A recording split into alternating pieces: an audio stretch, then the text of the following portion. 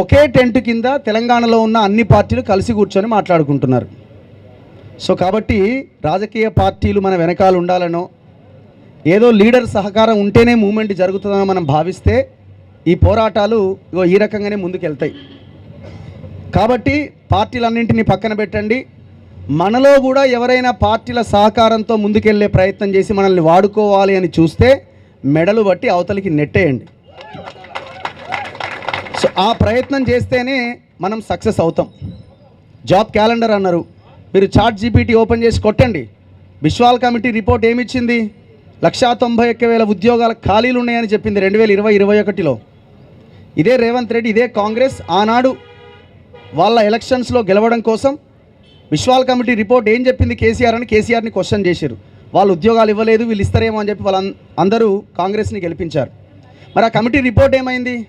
అడగాల్సిన మేధావులు ఏమైపోయారు?